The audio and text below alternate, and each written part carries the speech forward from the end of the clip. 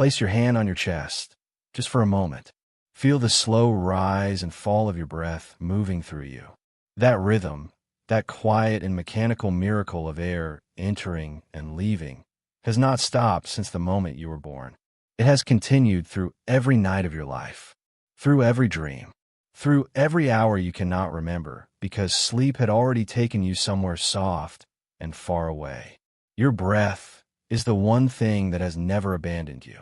And tonight, as you settle into the particular stillness that comes only at the edge of sleep, I want you to consider something very small and very old.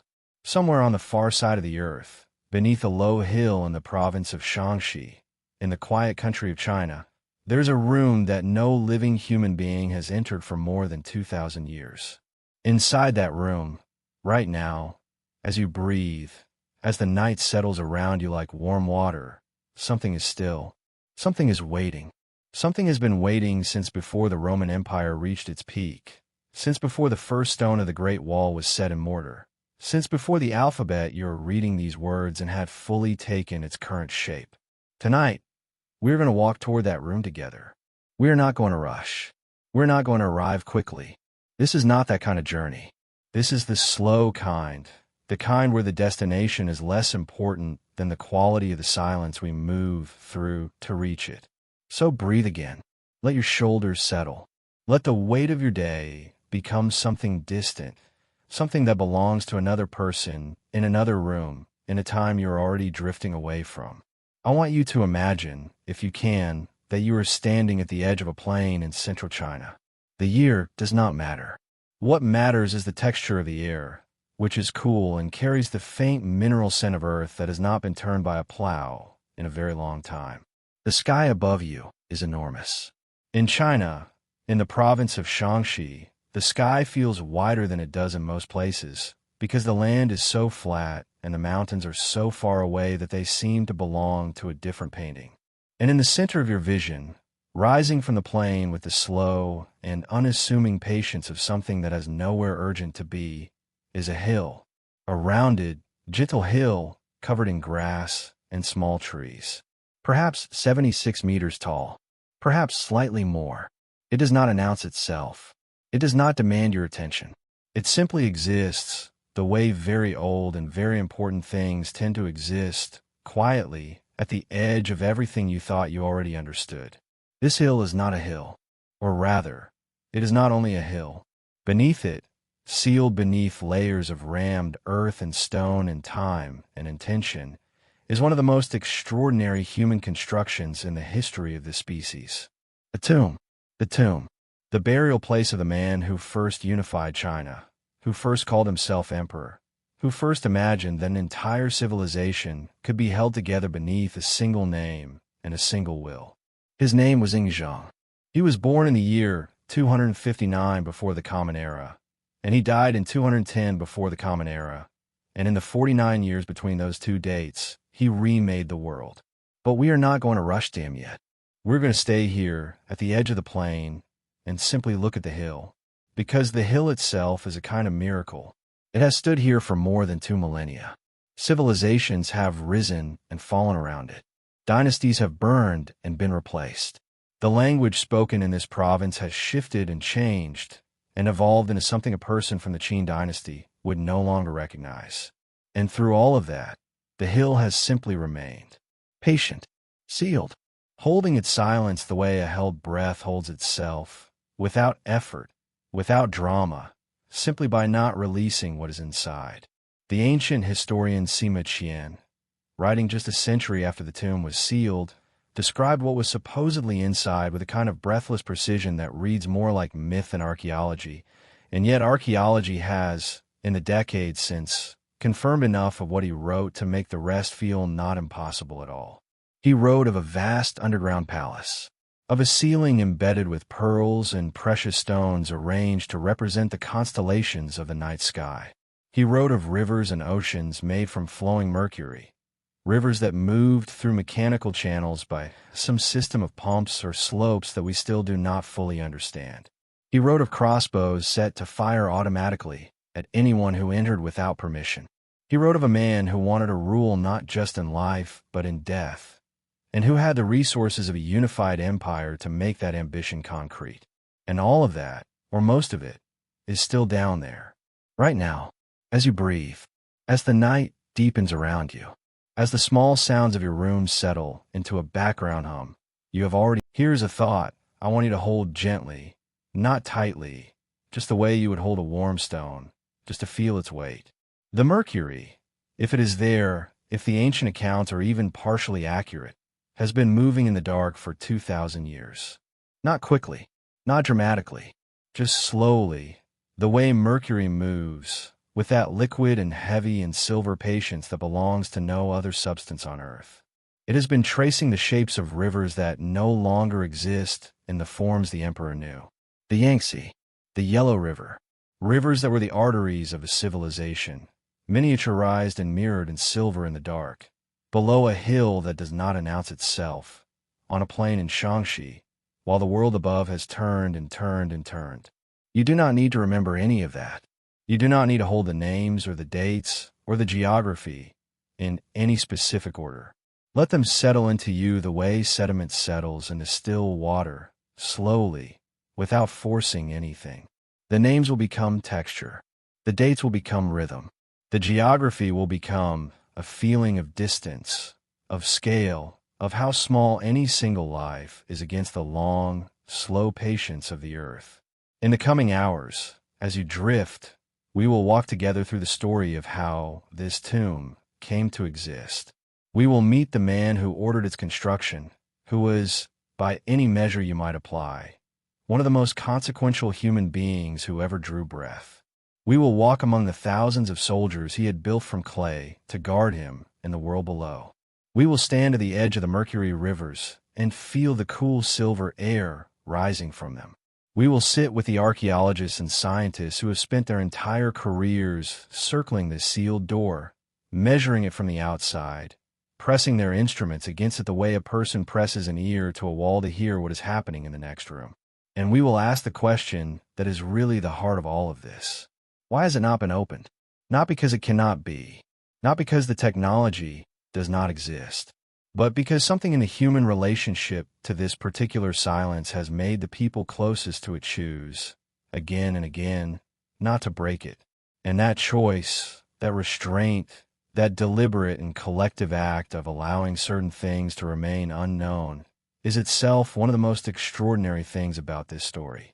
For now, though, I want you to return to the hill, to the plain, to the cool air and the enormous sky, and the grass moving very slightly in a wind that has been moving across this plain for longer than any living person can imagine. Somewhere beneath your feet, in the version of this moment that belongs to the imagination, a single flame is burning in absolute darkness. Perhaps it is a lamp left burning when the last workers sealed the last corridor and climbed out of the last tunnel into the last daylight they would ever share with this construction. Perhaps it burned for a week before the oil was gone. Perhaps it burned for a century. Perhaps the darkness came slowly, the way darkness always comes, not all at once but gradually, 1 degree of light at a time, until there was nothing left to see by, and the sealed room settled into the perfect and ancient dark that it has held ever since. That flame, hold it gently. It is ours now for tonight, and it is burning still, somewhere in the soft country just behind sleep, waiting for you to find it again. That single flame in the darkness beneath the mountain carried you here, into the second room of this long night, and the flame has not gone out. It has simply grown smaller, more distant, a point of amber light at the end of a very long corridor that you are walking slowly toward, without hurry, without effort, the way you move in the deepest and most peaceful kind of dream.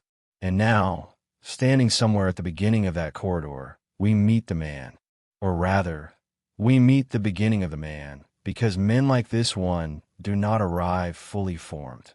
They are made, slowly and sometimes violently, by the particular pressures of the world they are born into.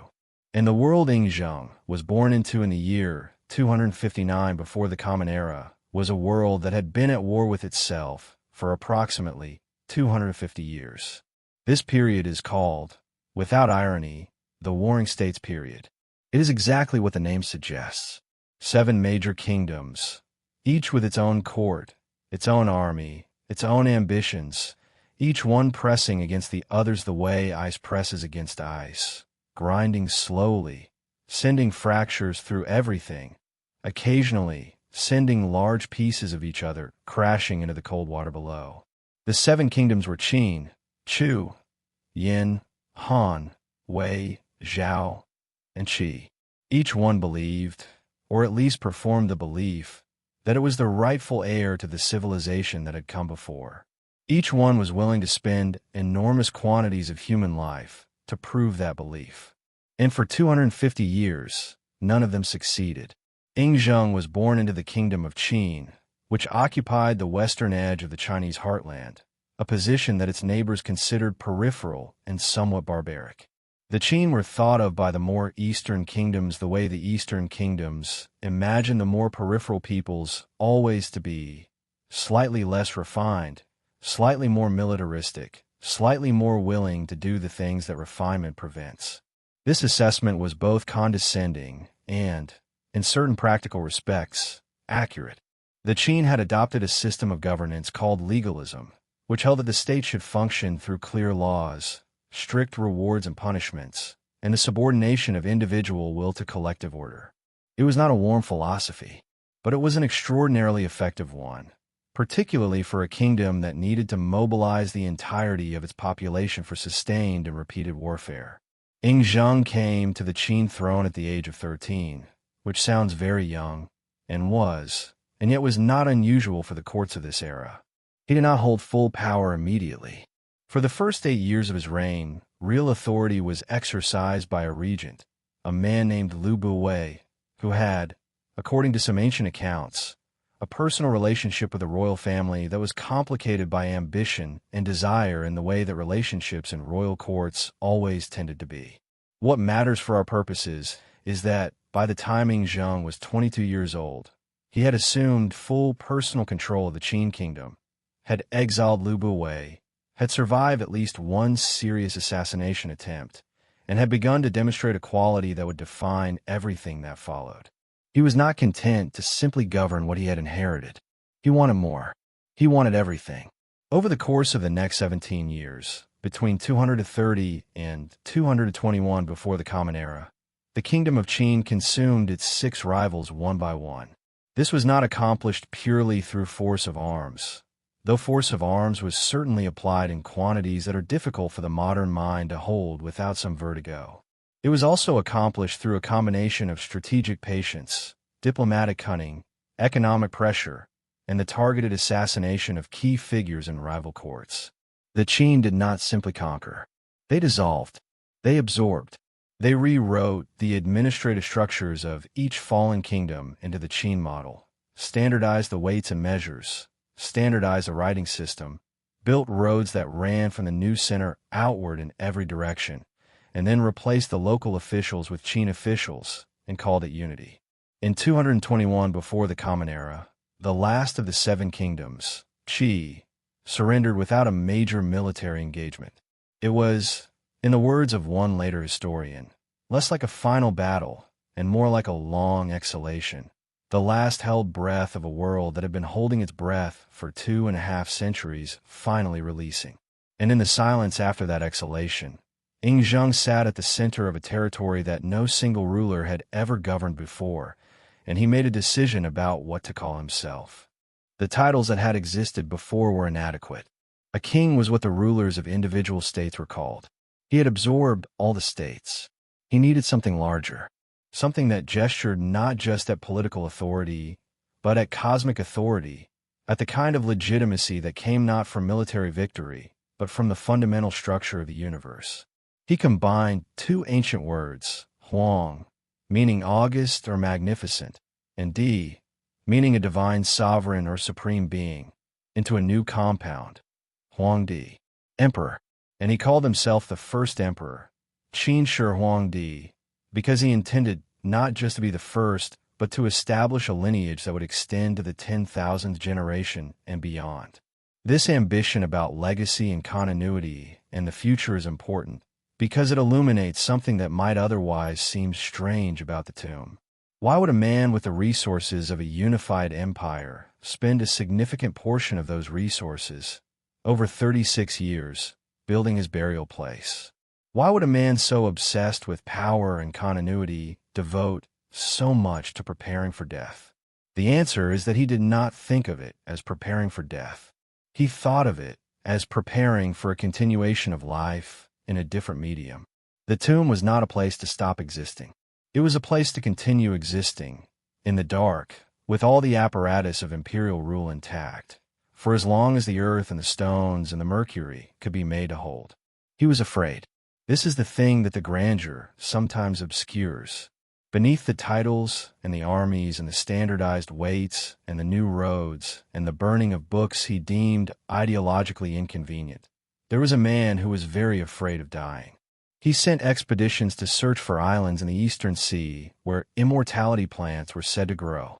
He consumed pills and potions prepared by court alchemists that were supposed to extend his life and that almost certainly shortened it, because many of the substances used in such preparations contained mercury, which he also believed to have magical protective properties. He consulted diviners and astronomers and Taoist masters and anyone else who claimed to have knowledge of what lay beyond the edge of the body's endurance. And in the 38th year of his life, he began to build the tomb. Work started on the construction of the burial complex almost immediately after he took the throne, which suggests that the ambition was always there, waiting, like a second kingdom he was building in parallel with the visible one. The mountain was chosen. The plans were drawn. The workers were assembled in numbers that the ancient sources describe as reaching 700,000 at peak construction, though this figure may be rhetorical rather than literal. Whatever the true number, it was vast. It was the mobilization of human effort at a scale that had no precedent in the region and very few precedents anywhere in the ancient world. And so the name of the first emperor carries a particular weight tonight, here in the dark, as you drift slowly toward the country of sleep. It is the weight of a man who looked at the inevitable end of all things and refused to accept it on its own terms, who poured the resources of an empire into the construction of a place he hoped would make that refusal permanent, who put everything he had into a room that, 2,000 years later, still holds its silence, still keeps its darkness, still waits. The name and the refusal and the darkness are all still down there, beneath the hill, beneath the weight of time, just beneath the surface of the quiet that you are now breathing into. Let the name settle. Let the fear that drove the name settle with it. Let all of it become part of the texture of the night. The first stone of that tomb was placed a very long time ago, and the hands that placed it pressed the earth with a certainty and a care that you can almost feel just at the edge of feeling, somewhere in the slowness behind your eyes. The weight of a name carried you here, and the hands that built the great monument are now the hands that will lead you deeper. 10,000 hands, or rather, many more than 10,000, pressing clay, shaping clay, building from the earth the most remarkable army in human history. An army that has never moved. An army that will never move. An army that has stood in the dark for more than 2,000 years, waiting for a war that already ended before they were finished being made. We are in a year roughly 210 before the Common Era, and we are moving through a complex of underground vaults near the base of the burial mound. The air in these vaults, when they were open, was cool and faintly mineral. The smell of rammed earth, of clay fired in enormous kilns, of pine wood used to construct the roof beams before those beams eventually collapsed under the weight of centuries. The vaults run roughly east to west, because the east is the direction from which enemies most commonly came, and so the army faces east, standing in formation, rank upon rank, each figure approximately the height of a living soldier, each face different, each one carrying in its ceramic features some echo of a specific person who once stood in front of a sculptor and looked into that sculptor's eyes. The Terracotta Army, as the world now calls it, was not discovered until 1974. This is extraordinary in itself, that something of this scale, roughly 8,000 individual soldiers, hundreds of horses, dozens of chariots, all of the weapons and armor and banners and equipment of a complete military force, could remain unknown to the modern world until a group of farmers digging a well struck something hard and unexpected with their shovels. The farmers initially thought they had found a fragment of an old statue, or perhaps a piece of some ancient irrigation infrastructure. They did not immediately understand what they had touched, but the archaeologists who arrived soon afterward understood. And what they understood changed everything about how the ancient world was imagined. Let me walk you through the scale of this, very slowly, because the scale is the point. The primary vault, known as Pit 1, is 230 meters long and 62 meters wide. Inside it, the soldiers are arranged in battle formation, corridors of rammed earth separating the columns of figures, each figure standing as it stood when it was first placed there, though many have collapsed over the centuries as the wooden roofing that originally covered them deteriorated and the earth above pressed down. In the areas that have been excavated and restored, you can see the formation clearly. Infantry soldiers in the front ranks, cavalry and chariot units arranged for the flanks. Officers distinguished by their armor and the particular way their hands are positioned, some as if holding a weapon now long vanished, some as if making a command gesture to troops that are no longer listening. Each soldier is unique. This is the detail that, once understood, does not leave you. The sculptors who made these figures did not work from a template, or rather, they worked from modular templates for the bodies and the limbs, and then individualized the faces and the hair and the expressions and the details of the armor with a precision that is still astonishing to examine. Each figure has a hairstyle. Each figure has a posture that is subtly distinct from the figures around it. Some are kneeling. Some are standing. Some are in the relaxed posture of a soldier at ease.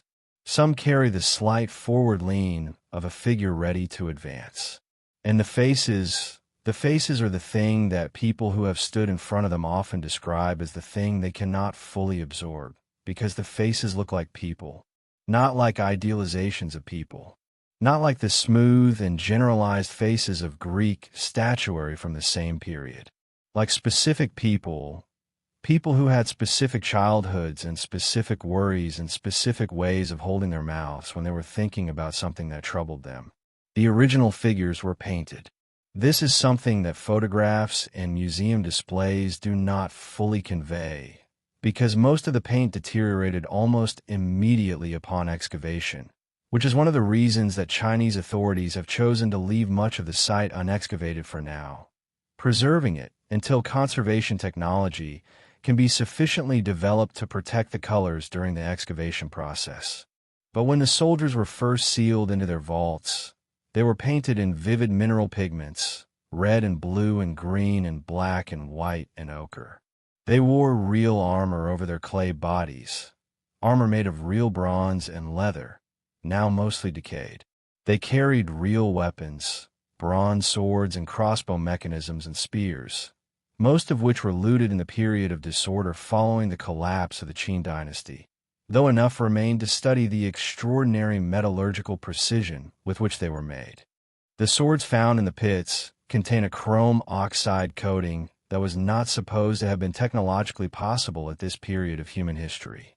When archaeologists first analyzed them in the 1980s, they found that the bronze blades were coated in a layer of chromium that had preserved them in near-perfect condition for more than 2,000 years. The Western world did not develop chrome plating technology until the 20th century. The Qin dynasty apparently had some form of it in the 3rd century, before the Common Era. We do not fully understand how. We do not know if it was deliberate or an accidental property of the alloys they were using. What we know is that the swords are still sharp, 2,000 years in the dark, and the edges are still sharp. There are 3 main pits in the Terracotta Army complex, and possibly a 4th that was begun but never completed, perhaps because the workers ran out of time when the emperor died unexpectedly on an imperial tour and the construction had to be rushed to completion. Pit 2 contains cavalry and archers. Pit 3 is smaller and contains what appear to be command figures, perhaps the general staff of the army, standing in a configuration that suggests a command council rather than a battle formation. The fourth pit is empty, which is one of the most affecting details in the entire complex, because it is the place where the absence of what was planned is more present than any of the things that were completed. The workforce that created this army is itself a story that sits inside the larger story like a river inside a river. Ancient sources suggest that convict laborers, conscripted workers, and skilled artisans were all present on the construction. The conditions were, by any reasonable measure, brutal. Workers who died during construction were sometimes buried near the site, and their remains have been found in what appear to be mass graves in the vicinity of the mausoleum complex. There is evidence of hasty burial, of large numbers of people interred without ceremony, of the kind of treatment that happens when the person with absolute authority over your life and death is primarily concerned with the timely completion of a monument to himself. And yet the soldiers they made are extraordinary, which is perhaps the thing to hold gently in the dark. The people who made these figures were not free. They were working under conditions of coercion and fear and physical hardship that the modern imagination struggles to reconstruct fully. And still they made faces. Still they pressed their thumbs into the clay around the eyes to give each figure a specific quality of attention. Still they worked the shoulders of each figure into a particular posture. Still they made something that, 2,000 years later, people fly across the world to stand in front of and simply look at in a silence that is very similar to the silence of this night. The hands that shape those faces are the hands that carry you forward now. Each face slightly different. Each face a person who no longer breathes. Each face holding still in the dark, patient as clay, patient as earth, patient as the very long patience of things that have been waiting longer than we know how to measure.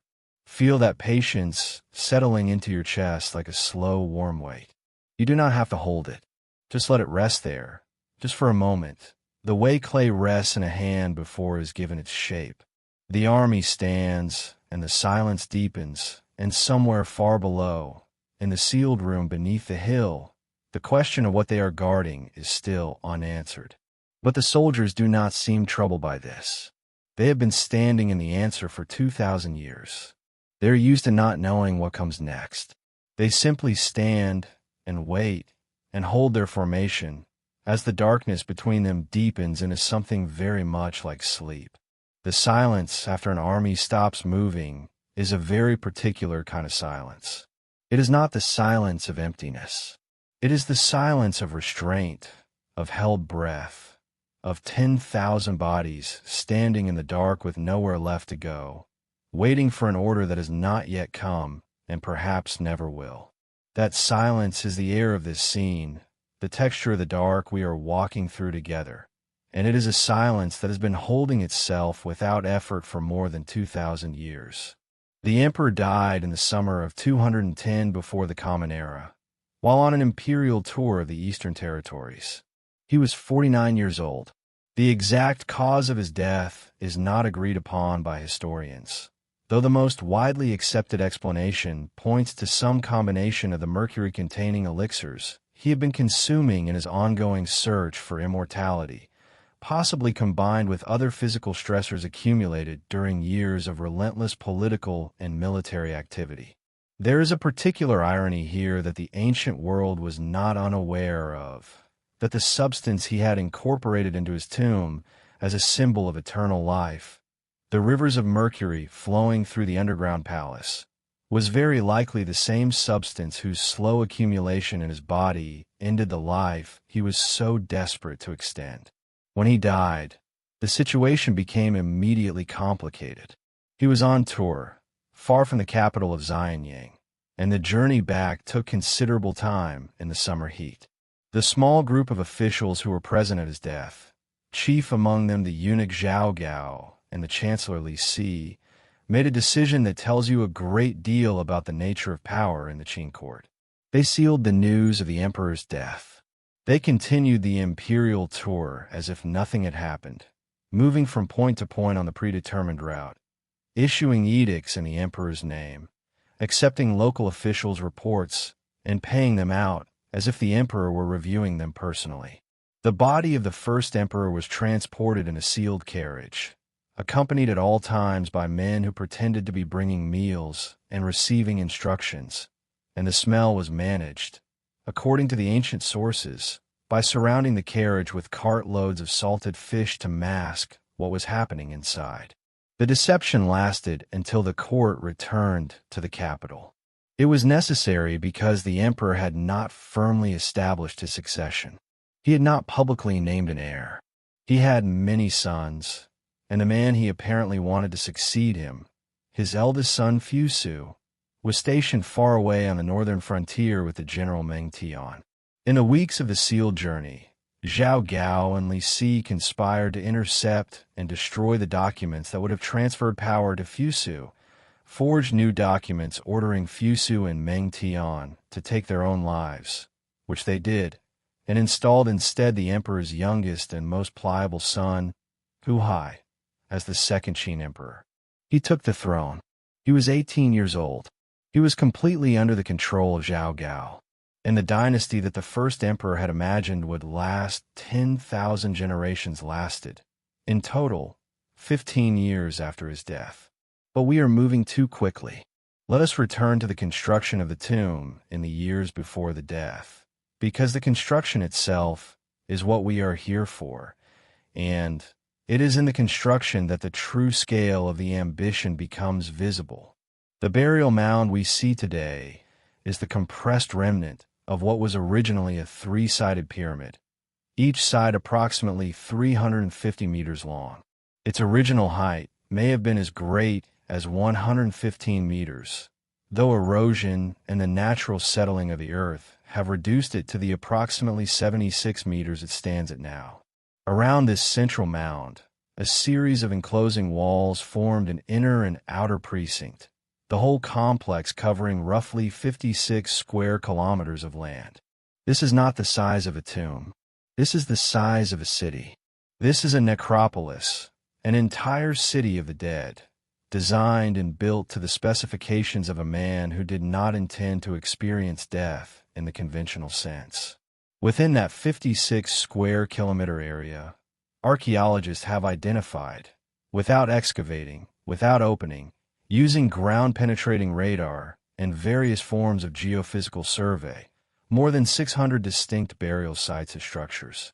There are pits containing bronze birds, geese and swans and cranes, crafted with such precision that they appear to have been intended to animate some kind of mechanical menagerie in the afterlife space. There are pits containing the remains of horses and grooms, the horses arranged as if still harnessed, the grooms apparently buried alive or killed immediately before burial to continue their service in the next world. There are pits containing the remains of workers and craftspeople, some buried with the tools of their trade, as if they too were expected to continue their work in whatever administrative reality existed on the other side of death.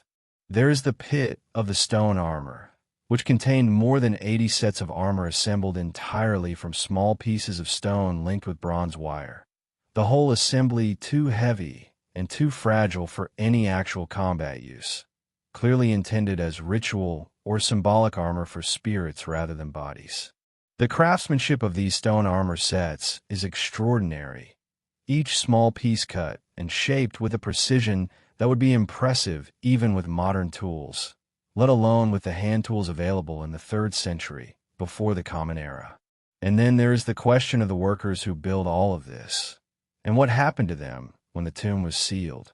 The ancient historian Sima Qian writes that when Hu Hai gave the order to complete the sealing of the tomb, the craftsmen and workers who were still inside the inner chambers were sealed within them.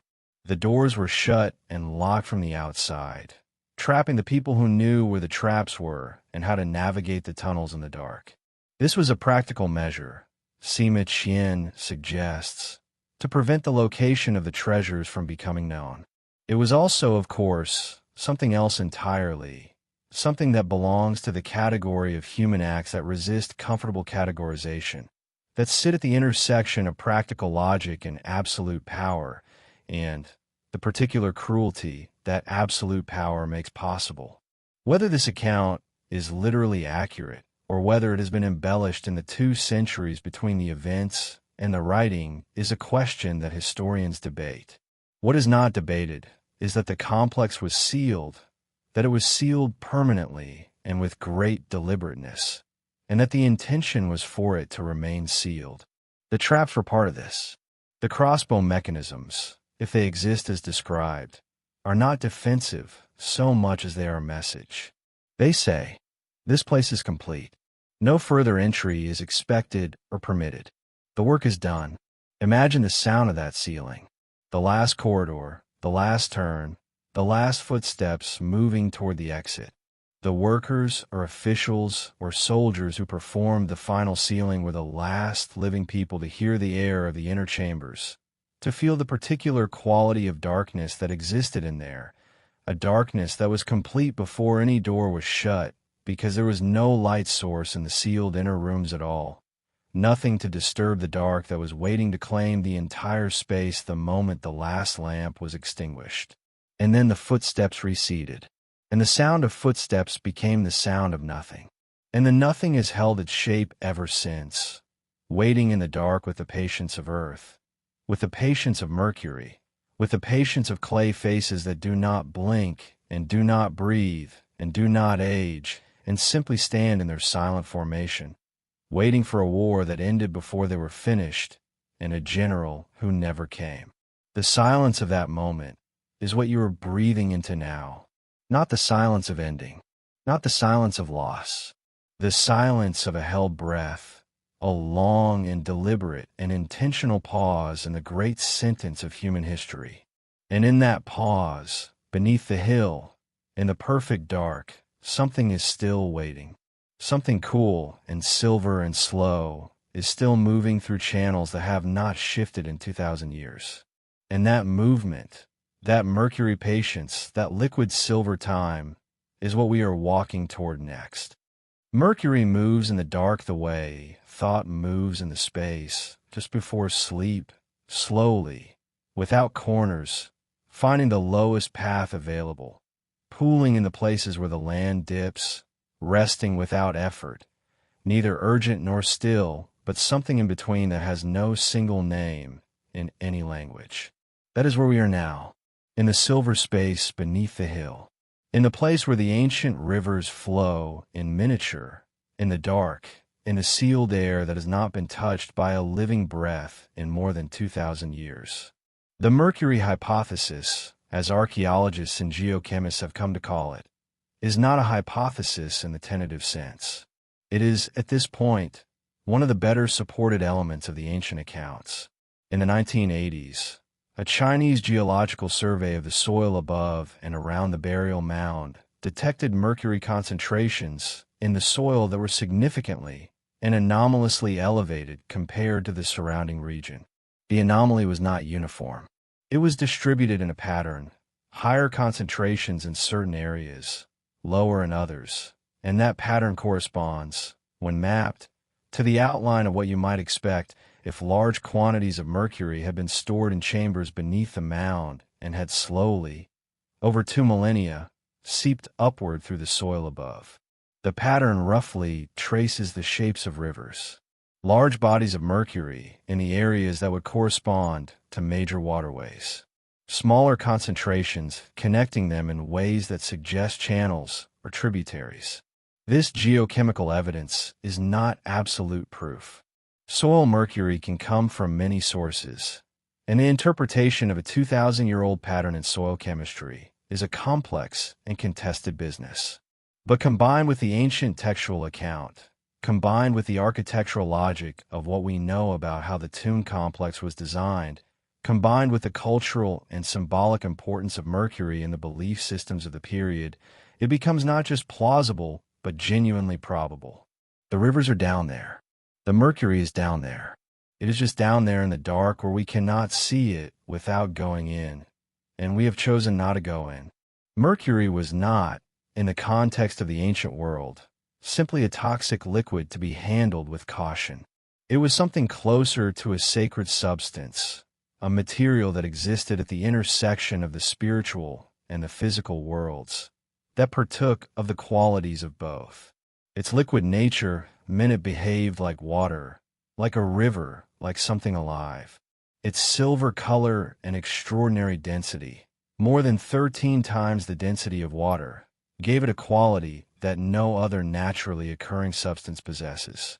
It does not behave the way anything else behaves. It pools in perfect spheres. It moves in ways that seem to defy the expectations set by every other liquid.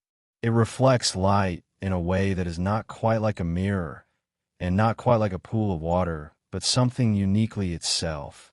For the Qin dynasty's court alchemists and Taoist practitioners, Mercury was associated with immortality, with the preservation of the body beyond death, with the idea that some substances could be transmuted into others, that the material world was not fixed but mutable, that with the right knowledge and the right substances, the boundary between living and dead could be made permeable.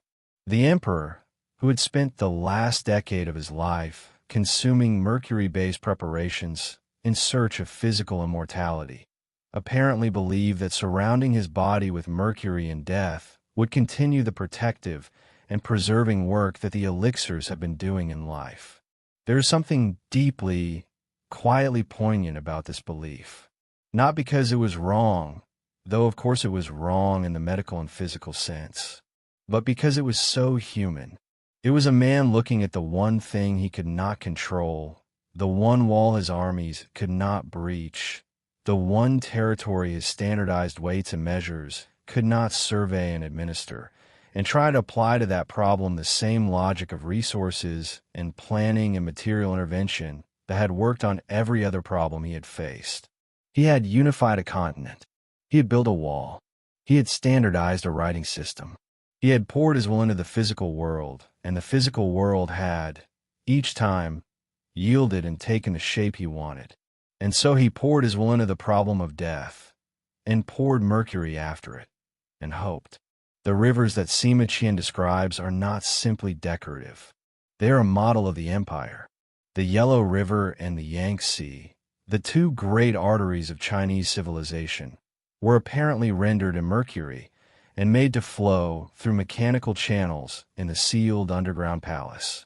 This was not merely art. It was governance. It was the assertion that the empire continued beneath the earth, that the rivers still flowed under imperial authority, that the administration of the land and the water had simply moved underground rather than stopped. The emperor had not died. He had relocated, and his administration had relocated with him. The ceiling of the underground palace, according to Sima Qian, was embedded with pearls and precious stones arranged to represent the constellations. Sky above, rivers below, and between them the emperor on his throne and the perfect replica of the world he had governed in life. It is a cosmological model as much as it is a tomb. It is the man's understanding of the universe rendered in 3 dimensions, and then sealed inside a hill to preserve it against time. We do not know what the throne looks like. We do not know if there is a throne. We do not know the exact dimensions of the central chamber or the precise arrangement of the constellations on the ceiling, or how many pearls were used, or what the quality of the gems was, or whether the bronze and gold and jade and silk that the ancient sources suggest were placed in the chamber are in the condition that the mercury-saturated atmosphere has left them in after 2,000 years in the dark. What the geophysical surveys have told us is that there is a significant underground void, a large cavity beneath the burial mound, consistent with the presence of a substantial chamber. They have told us that the mercury concentrations are real.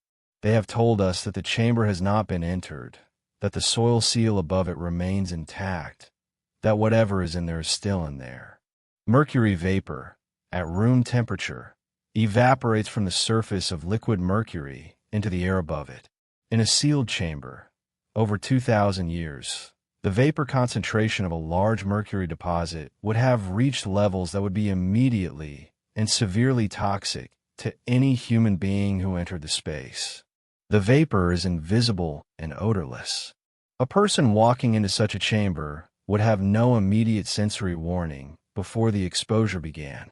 This is one of the practical reasons that even an excavation motivated by pure scientific curiosity would require extraordinary caution and preparation, protective equipment, ventilation systems, carefully staged entry protocols that would take years to plan and implement.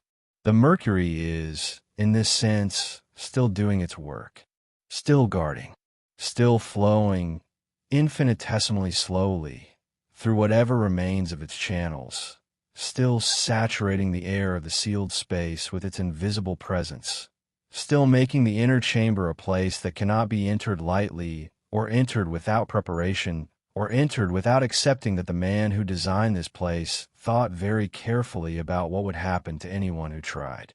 You do not have to be afraid. The hill is very far away. The Mercury is very far below. The darkness between you and it is full of centuries and geography and the particular safety of distance. You are here, breathing slowly, held by the night, and the Mercury is there, patient and silver and still in its darkness, making its unhurried way through channels that mirror the rivers of a world that no longer exists in quite the shape it had when those channels were made. That is the nature of time. Everything keeps moving even when it seems to stop. The rivers above ground have shifted their courses over 2,000 years. The Mercury rivers below ground have not. And in that discrepancy, in that gap between the world above and the world below, something very important about the nature of what we build and why we build it, and what we hope it will survive becomes visible, just for a moment like moonlight on moving water, before the clouds close over it again. Something down there in the dark is still flowing. And what the emperor feared, the thing that no flowing river of Mercury could stop, waits in the next room of this long night, patient as the question that has no answer, soft as the sound of your own breath. What the emperor feared. Let us sit with that question for a while, here in the dark, in the particular quality of silence that belongs to the hours when the night is at its deepest, and the line between waking and dreaming has become thin and permeable. What the emperor feared is a question that has occupied historians and philosophers and ordinary curious people for 2,000 years, and it is still, in the most important sense, unanswered, because the man himself left no direct account of his inner life. He left laws and edicts and standardized measurements and roads and walls in a sealed tomb. He did not leave a record of what happened inside him when the lights were out and the advisors had gone and the endless machinery of imperial administration had gone quiet for a moment, and there was nothing between him and the sound of his own heart. We can infer. That is what history allows us. Not certainty, but inference, the slow triangulation of a person's inner experience from the outer traces they leave behind. And what the traces of the first emperor suggest, when you look at them all together, when you stand back and try to see the shape of the whole, is a man who is terrified not of death in the abstract, but of discontinuity, of a gap, of the moment when the name and the authority and the accumulated force of his will would stop projecting into the world, and the world would continue without him, reorganizing itself around his absence, flowing into the space he had vacated with the same indifferent patience that water fills a depression in the ground. He could not bear the thought of the world without his management of it. This is different from vanity, though it contains elements of vanity. It is something more structural, more architectural. He had spent his life building a system, and the system was calibrated to him. Its laws were his laws. Its roads led to his capital. Its writing system encoded his ideas about clarity and control and order. Its armies were expressions of his will. And when he died, all of that would continue. But it would continue as a thing he had made rather than a thing he was making. And that distinction, the difference between the creator and the creation, was the abyss he could not look into without reaching for the elixirs of immortality, without ordering the construction of a palace beneath the earth, without surrounding himself with clay soldiers and mechanical traps and silver rivers that mirrored the rivers of his empire. He was afraid, in the end, of being finished, of being in the past tense, of becoming a story that other people told rather than a will that other people felt. And this fear, which is one of the oldest and most recognizable human fears, expressed itself in the grandest and strangest and most elaborate material form that any single human being has ever given it. He burned books. This is something he is famous for, in the way that certain acts become attached to a person's name like a permanent adjective. The burning of the books and the burying of the scholars. That is how the event is remembered in Chinese historical consciousness. And it was real, and it was consequential, and it was driven by exactly this fear of discontinuity and loss of control. The books he burned were primarily the texts of the Confucian tradition and other philosophical schools, books that described the ways that previous dynasties had governed, that gave people access to alternative models of political legitimacy, that allowed a person to say, this is how things were done before, and that before had its own authority. He cannot tolerate that before. Every before was a potential challenge to the authority of the now that he was the center of. He also buried scholars alive, or so the traditional account says. Recent scholarship suggests the numbers may have been smaller than the later tradition recorded, and that the event may have been partially mythologized in the retelling. But the core of it, the deliberate suppression of intellectual traditions that predated and therefore implicitly critiqued the Qin model of governance, is well attested. He was trying to eliminate the possibility of comparison, to make his empire the only frame of reference available, to turn the past into something that existed only as he had defined it. And yet the past continued. The dynasties that came after the Qin remembered the books that had been burned because enough copies had survived, hidden by scholars who understood that absolute suppression of ideas is one of those things that absolute rulers always think is achievable and never quite is. The Han Dynasty, which replaced the Qin just 15 years after the first emperor's death, rehabilitated Confucianism and used it as the ideological basis for a form of governance that proved enormously stable and long-lasting. The first emperor's attempt to make the intellectual world conform to his will outlasted him by approximately 15 years, which is a very short time in the context of the centuries he was attempting to manage. His greatest fear, that the world would continue without him and that his management of it would prove temporary, was well-founded. Everything he feared has happened. The roads he built have been rebuilt by other hands many times. The writing system he standardized was itself standardized again by the subsequent dynasties and reformers. The walls he built were incorporated into later wall systems by rulers who did not think of themselves as extensions of his project. The empire he unified fractured and reformed and fractured again in the centuries after his death, following its own logic, which was not the logic of any single man, but the logic of geography and climate and population and all the forces that move through civilizations the way water moves through limestone, finding the ways through, wearing down the obstacles, eventually emerging somewhere that no single architect planned. He is, in the end, a figure of extraordinary achievement and extraordinary futility in equal measure. He built the most enduring military monument in human history in an army that has never moved.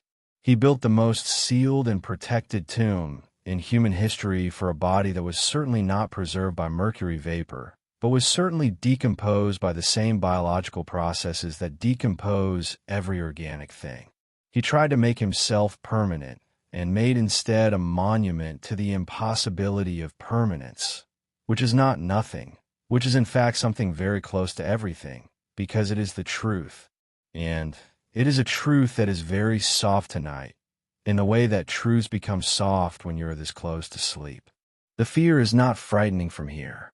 From here, from the safe and warm and quiet place you are drifting into, the fear that drove the emperor to build a mountain of earth and clay and mercury and bronze over his own death is simply a very human thing, a very recognizable thing. The wish to remain, the wish to matter, the wish to be known, You have felt it too, in your own smaller and quieter way, on nights when the dark is pressed close and the sense of your own temporary nature has made itself briefly and uncomfortably present. That feeling and the Emperor's feeling share the same root. They're the same species of fear, just expressed at different scales. The scale is the difference, but the root is the same. And from here, at the edge of sleep, you can hold the root without holding the scale, and let the fear be simply what it is, which is a very old and very ordinary and very human response to the fact of being alive. Let that settle. Let it become part of the texture of the dark. And as it settles, the scientists appear at the edge of the story, holding their instruments, standing at the closed door, asking the question that the Emperor's fear has been generating for 2,000 years. The scientists arrive at the edge of the closed door, and they are not carrying shovels. They are carrying instruments that see through stone, through earth, through the compressed weight of 22 centuries of silence, and they are measuring what they cannot touch. This is the particular art of modern archaeology, as it is applied to the tomb of the first emperor, an art of listening rather than entering, of learning to read the language of the sealed and the hidden without disturbing the silence that gives that language its meaning. Let me tell you about the technologies slowly, because each one is a small wonder in itself, and because each one represents a human ingenuity applied not to breaking open what is sealed, but to understanding it from the outside. The first and most widely used is ground-penetrating radar, which works by sending pulses of electromagnetic energy into the ground and measuring how those pulses are reflected back by different materials. Stone reflects differently from clay. Clay reflects differently from air. Air reflects differently from dense metal. By mapping these reflections across the surface of the burial mound and the surrounding area, archaeologists have been able to construct a detailed picture of the structures beneath the surface without removing any of the earth above them. The ground-penetrating radar surveys conducted in the 1990s and in the early years of the 21st century revealed that the central burial chamber is significantly larger than was initially estimated from the surface dimensions of the mound. The chamber appears to measure roughly 80 meters by 50 meters, roughly the size of a large concert hall, and it is surrounded by a series of inner walls that create a layered series of enclosures, each one inside the other, like the nested chambers of a very complex and very deliberate architectural intention.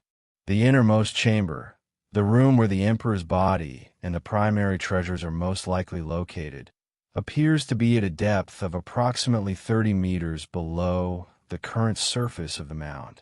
Electrical resistivity tomography is another technique that has been applied to the site. This method passes electrical current through the ground between a series of electrodes placed at the surface and measures the resistance of different materials to the passage of that current. Mercury, being an excellent conductor of electricity, would show up as an area of very low electrical resistance in such a survey. And indeed, the resistivity surveys have identified anomalous zones beneath the mound that are consistent with the presence of a large quantity of conducting material, possibly mercury, arranged in patterns that are consistent with the river layout described in the ancient texts. Microgravity surveying uses extremely sensitive gravimeters to detect tiny variations in the local gravitational field caused by variations in the density of what is underground. A large underground void, a chamber or tunnel, will show as a slight reduction in local gravity because the air in the void is less dense than the surrounding earth. A large concentration of dense material, such as mercury, will show as a slight increase. These instruments are so sensitive that they can detect a void as small as a few cubic meters from the surface. The surveys conducted on the burial mound have identified multiple anomalies consistent with the presence of both voids and dense material deposits in a configuration that matches the architectural model suggested by the ancient texts. What all of this adds up to is a picture, an incomplete and indirect picture, but a picture nonetheless of what is inside. A large central chamber, surrounded by inner walls, containing at the least significant amounts of mercury, and at the most the full architectural and material elaboration described by Sima Qian. The picture is confident enough that most archaeologists working on the site have moved past the question of whether the ancient account is broadly accurate, and toward the more interesting questions of exactly how the structures were built, and exactly what condition they are in, and exactly what the preservation environment of the sealed chamber has done to the organic and inorganic materials inside over the course of 2,000 years. And this brings us to the question that sits beneath all the technology and all the survey data and all the academic papers, which is the question of preservation. Mercury vapor, as we discussed, creates a sealed atmosphere that is toxic to living organisms and that may have had significant effects on the materials inside the chamber. Some of those effects may be preservative. Mercury is a powerful antimicrobial agent, and a mercury-saturated atmosphere might have inhibited the growth of the bacteria and fungi that decompose organic matter. This could mean that silk, wood, plant matter, food offerings, written documents, and potentially even the soft tissues of the imperial body itself have been preserved to a degree that would be extraordinary by any ordinary standard of archaeological expectation, or the preservation might be much less complete. 2,000 years is a very long time, and even in a mercury-saturated sealed environment, oxidation continues. Materials shift and settle.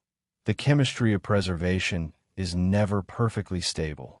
The wooden roof structures that protected the terracotta pits collapsed eventually, which is why many of the soldiers were found broken under the weight of earth.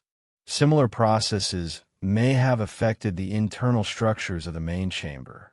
The picture the instruments paint from outside is spatial, but not qualitative. We can see that a chamber is there. We cannot yet see what condition what is inside it is in. This is why the scientists stand at the threshold rather than crossing it. It is not only mercury vapor and mechanical traps, and the sheer logistical complexity of opening a 30-meter deep sealed chamber without destroying what is inside.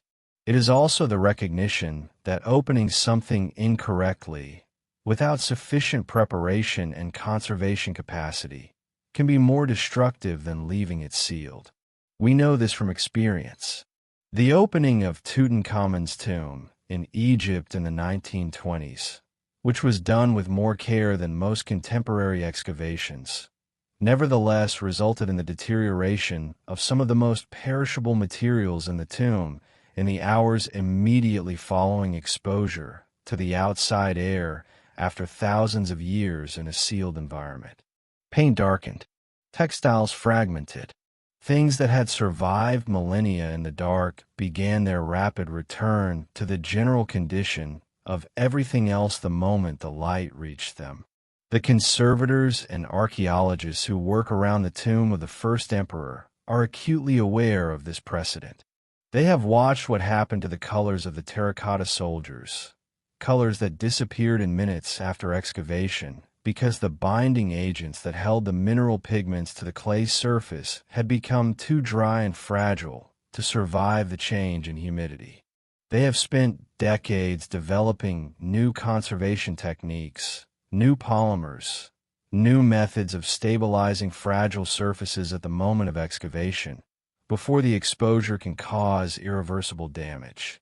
They are not ready yet to apply those techniques to the contents of the main chamber, where the stakes and the complexity are orders of magnitude greater.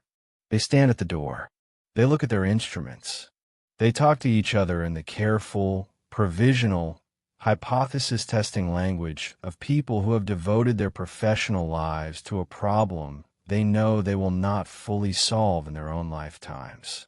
And in that stance, in that careful and patient and respectful standing at the edge of what cannot yet be known. There is something that is not frustration, but something much closer to a kind of reverence. Reverence is the word that I want to carry forward into the next room of this night.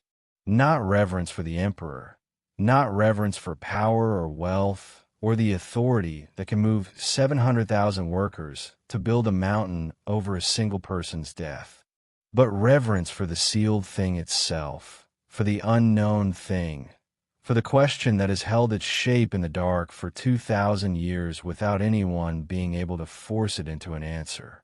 There is something in the human relationship to the unknown that, when it is handled with care, looks very much like love. And the scientists standing at this threshold, instruments in hand, are handling it with care. The door is not opened. It is still sealed. And you, drifting now in the particular warmth of the late-night dark, are approaching the question of why that matters, and why it might be not a limitation, but a gift. The instruments hum softly in the dark above the sealed chamber, and the scientists stand at the threshold with their readouts and their calibrations and their decades of careful, patient, provisional knowledge, and somewhere in the exchange between the instruments and the earth something very important is happening that is not about measurement at all. It is about the nature of what we choose to protect and who we choose to protect it for. Let us step back from the tomb for a moment and think about the decision itself, the decision that has been made and remade by successive generations of Chinese archaeologists and officials and cultural authorities since the first major scientific investigation of the site began in the 1970s. The decision not to excavate the central burial chamber. This decision is not the result of a single ruling or a single moment of authority.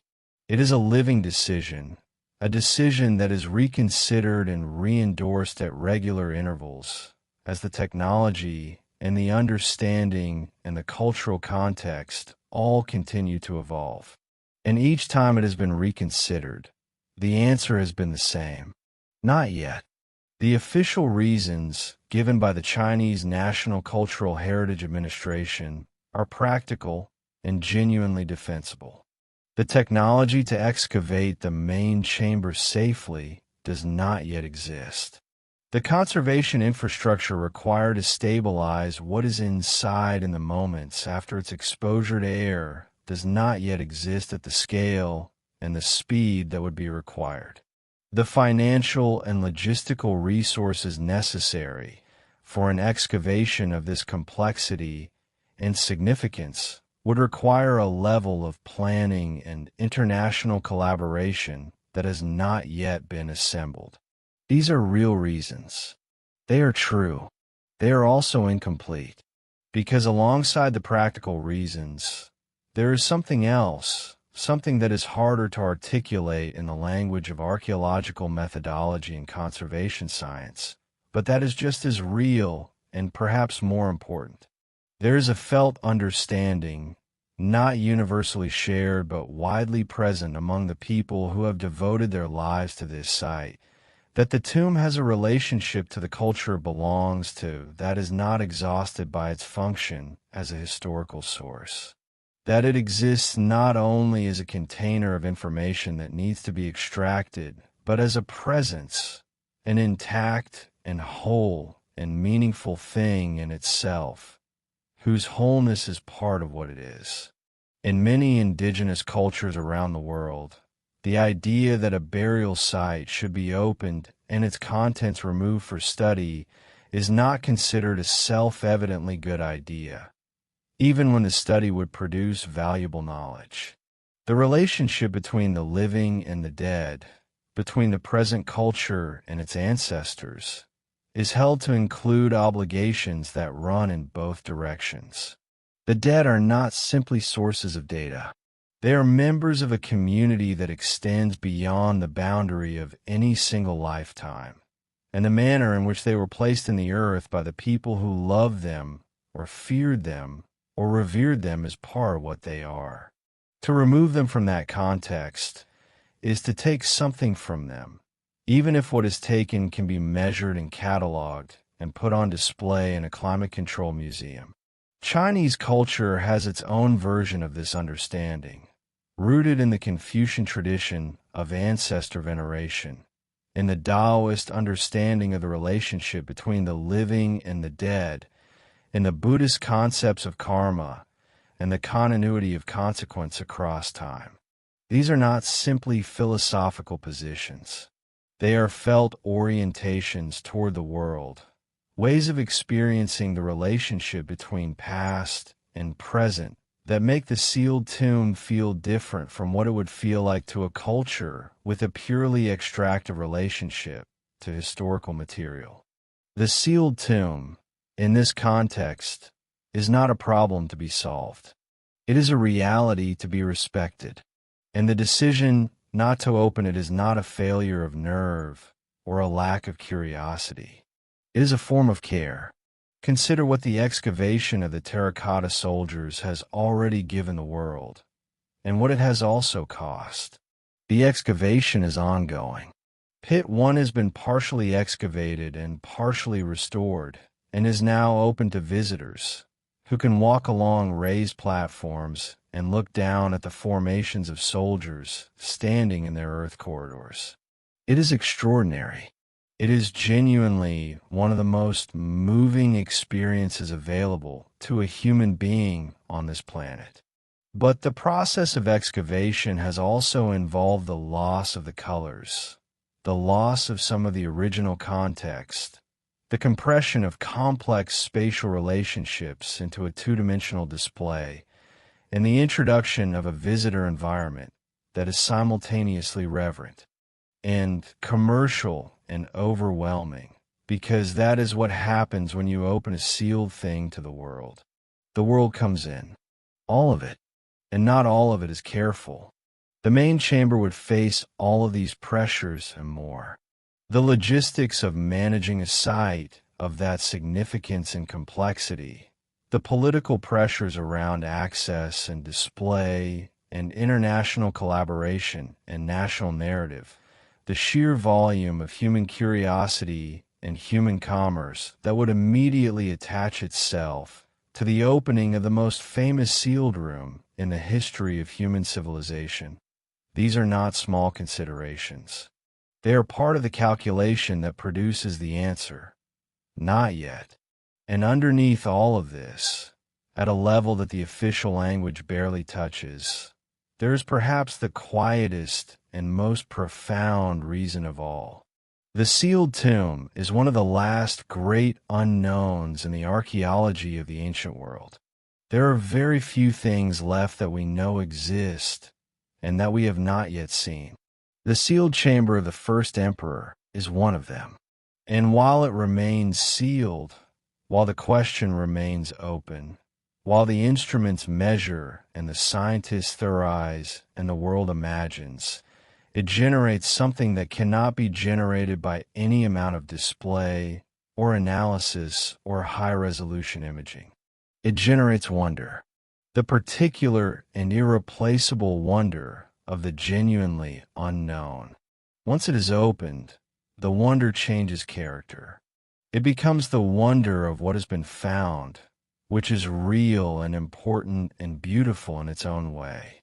But it loses the quality that belongs only to what has not yet been found, the quality of the horizon, of the sealed door, of the question that has not yet been forced into an answer. And that quality, the quality of the held mystery, is itself a kind of cultural treasure, perhaps the rarest kind. You cannot excavate it. You cannot catalog it. You cannot display it behind glass. You can only preserve it by leaving the door shut. The tomb is not being protected from us. We are being protected from the loss of the question. And that is, when you sit with it long enough, in the dark, in the late quiet of a night that has no urgent business left, a deeply generous thing. It is the people who know the most about this site saying to the rest of the world, "We are holding this for you. We are keeping the mystery intact." We are not going to take this away from you by answering it too soon. There's a kind of love in that, a love that works across time, that is patient, that trusts the future to eventually be ready for what the present is choosing to protect. That love is what carries us forward into the next room, where the question of protection becomes the question of reverence, and reverence becomes something very close to the feeling you're falling into now, which is the feeling of being held by something that is larger and older and more patient than any single life. Reverence is a form of love. Let that settle in you gently, the way warm air settles into cold stone, slowly, without force, finding the spaces that are already open and filling them one by one until the whole surface has changed its temperature and you cannot find the place where the warmth began.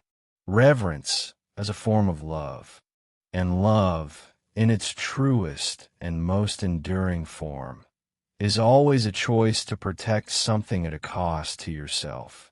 To choose the integrity of what you love over the satisfaction of your own curiosity, your own desire, your own wish to hold the thing and examine it and make it yours. Real love leaves the door shut when opening it would damage what is on the other side. We have been talking about the first emperor as a man of fear, and he was. Fear was the engine of enormous amounts of what he did. But there is another way to look at the tomb, a way that is not about fear at all, but about love of a very particular kind, the love of a man for the world he had built, for the system of rivers and roads and walls and laws that he had assembled into something that had not existed before him and would not have existed without him. The tomb, viewed through this lens, is not a desperate attempt to escape death. It is an attempt to preserve what he had made, to keep the rivers flowing, to keep the stars in their positions, to keep the administration of the land intact in some form, even if only in miniature, even if only in mercury and pearl and bronze, so that the pattern he had discerned in the chaos of the warring states, the pattern of unity, of coherent and ordered civilization, would not entirely dissolve when the person who first saw it was no longer present to see it. This is not a small thing to have loved. The unification of China was not simply a military achievement, though it was certainly that. It was a conceptual achievement. It was the first time that the idea of China as a single, coherent entity had been made politically and administratively real. The writing system that the first emperor standardized is the ancestor of the writing system used in China today. The same characters, the same visual logic, the same fundamental relationship between the image and the meaning. The roads he built established the infrastructure logic that subsequent dynasties built on for centuries. The administrative unit structure he created, prefectures and counties organized into a hierarchy, is still broadly recognizable in the administrative structure of the modern Chinese state. He built something that lasted, not in the form he intended, not as an eternal Qin dynasty extending to the 10,000th generation, but in the deeper form of a conceptual possibility, the idea that China was a unity, a coherent thing that could and should be governed as a whole. That idea proved to be one of the most durable political ideas in human history. Every dynasty that came after the Qin, through the Han, Tang, Song, Ming, Qing, and into the modern era, defined its legitimacy in part through its relationship to that idea. The first emperor did not intend to be an ancestor. He intended to be an eternal present. But he became an ancestor, and what he passed on as an ancestor was something that shaped the lives of a quarter of the people on Earth for the next 2,000 years. There is a concept in Chinese culture that is sometimes translated as the mandate of heaven. It holds that political authority is granted by a cosmic order that is beyond any single person's control, that a ruler governs legitimately so long as he governs well, and that when he fails to govern well, the mandate passes to someone else, sometimes peacefully, more often not. The first emperor, by this logic, held the mandate for 15 years after his death in the person of the Qin dynasty, and then it passed to the Han, and through the Han to everyone who came after. His own view of political authority was very different from this. He believed that authority derived from his own will and his own accomplishment. But history has applied the mandate of heaven framework to him retroactively, and it fits.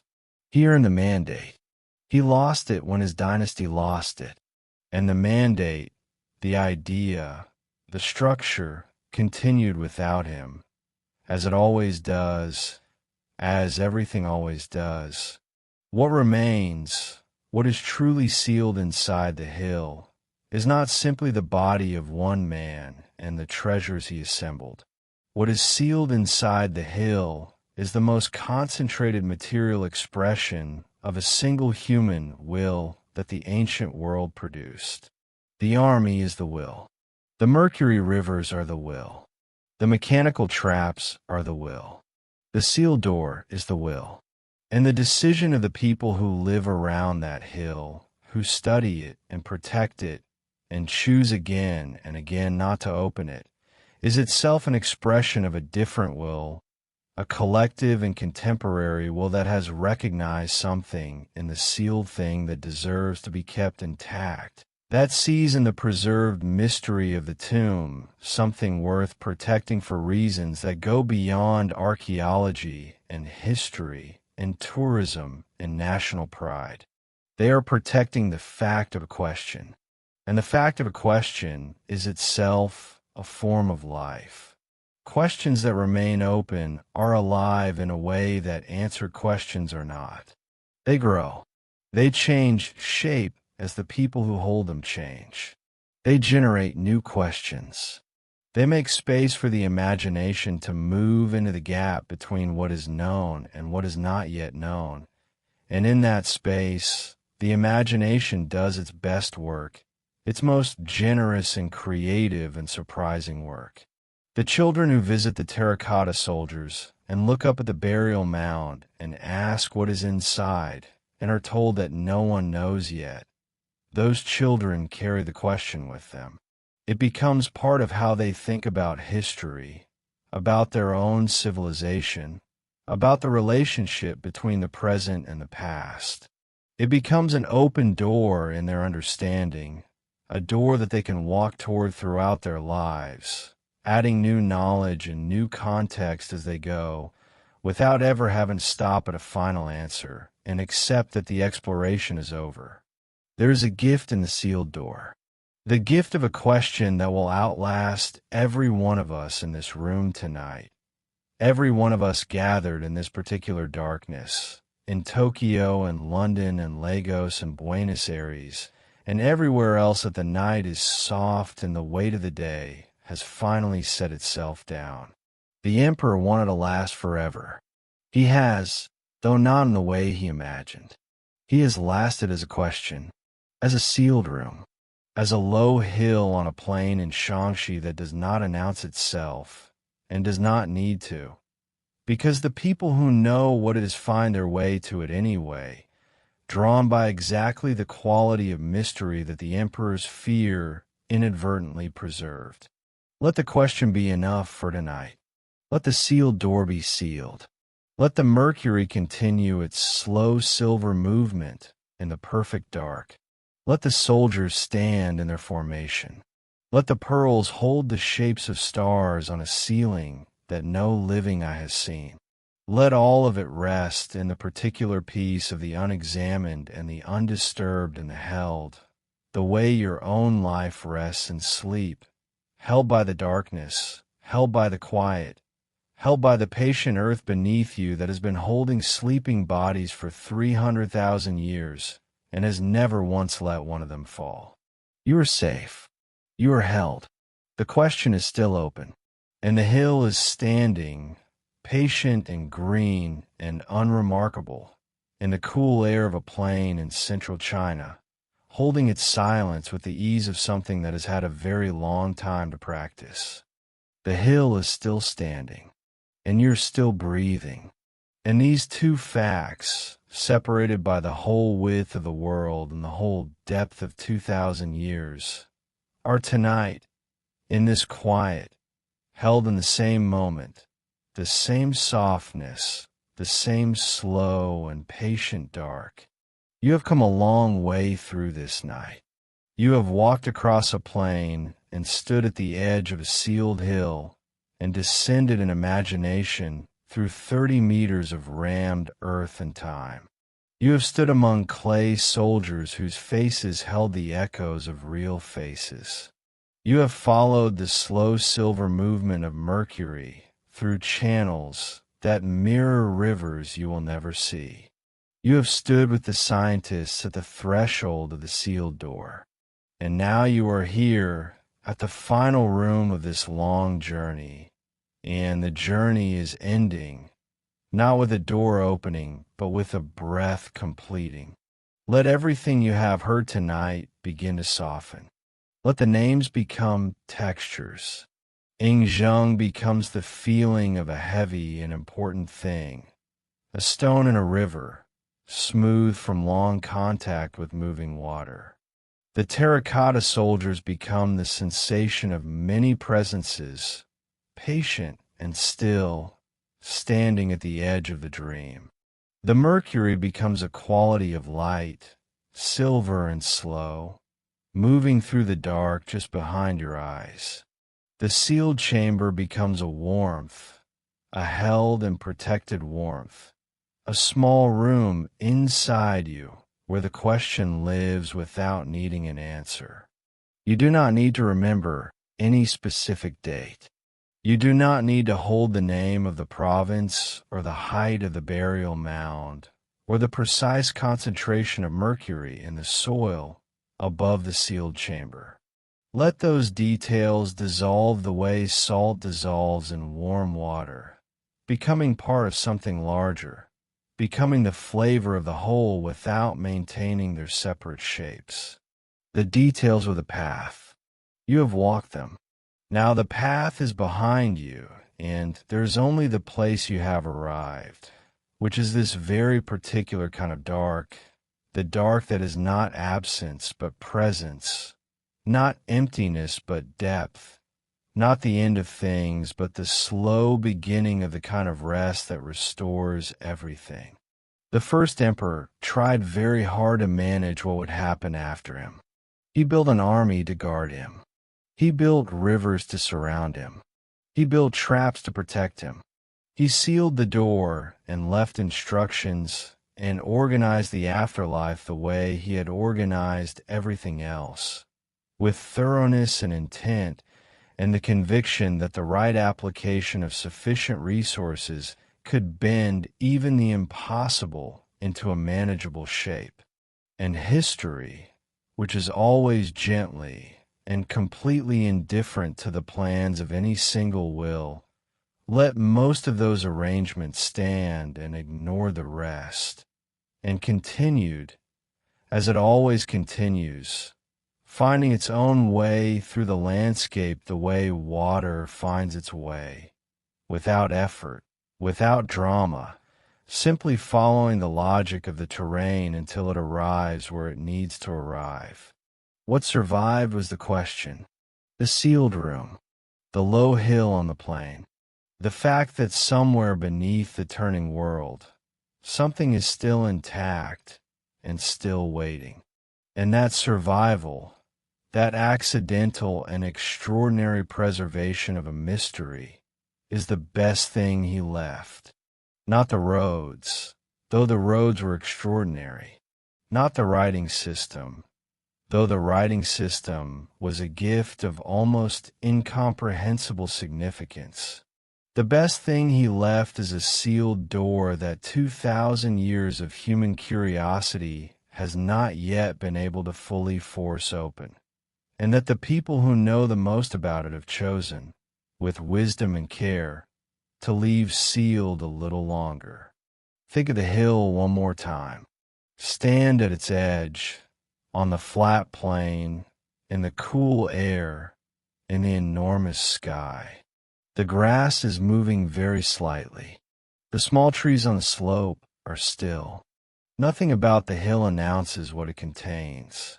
It simply stands there, patient and low and unremarkable and full of everything.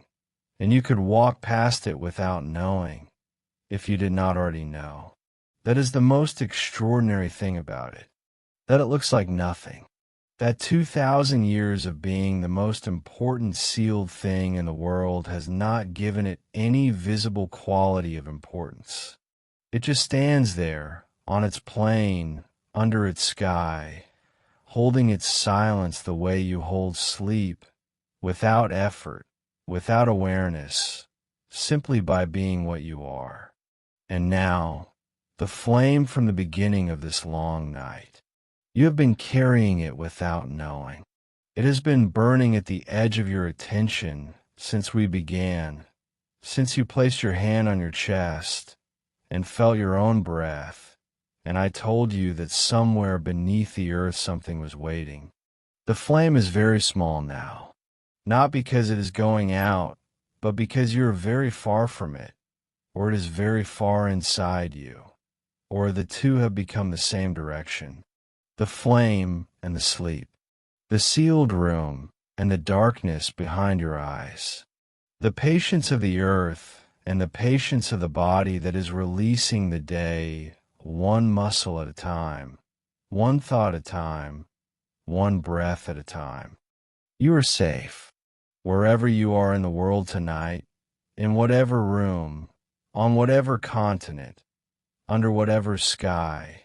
You are held by the same dark that holds the hill, the same patient earth, the same enormous and indifferent and gentle night that has been holding sleeping bodies since before the first cities were built, since before the first words were written, since before the first wall was raised against the first fear of the dark that turned out to be nothing but the dark.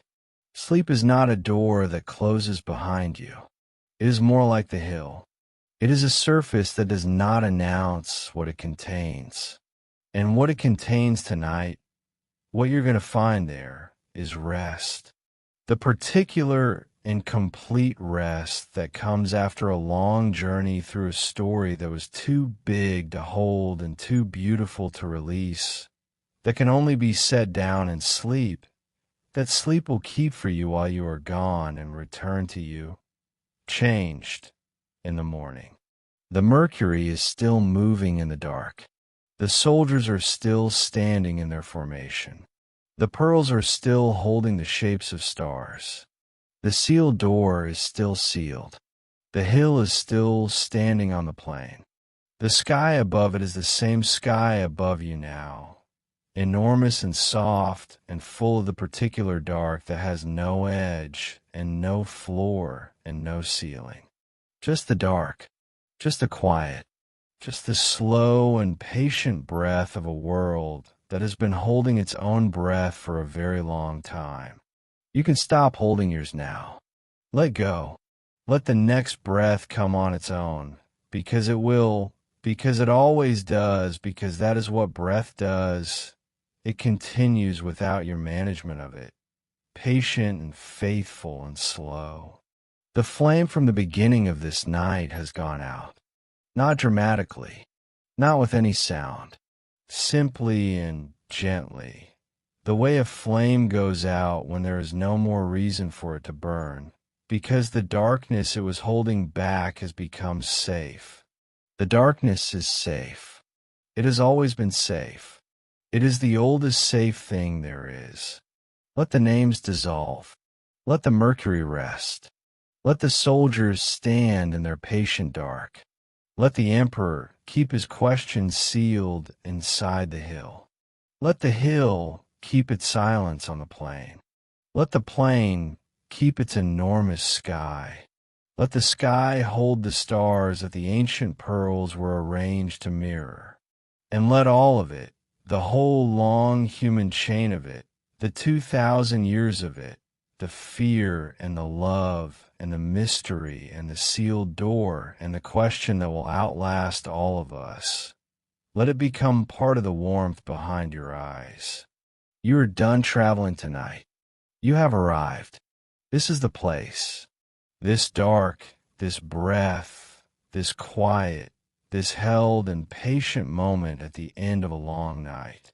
This is the place, and you are safe in it, and the hill is safe in its silence, and the question is safe in its sealed room, and sleep, the oldest and most faithful thing you know, is already here, already around you, already holding you the way the earth holds the hill.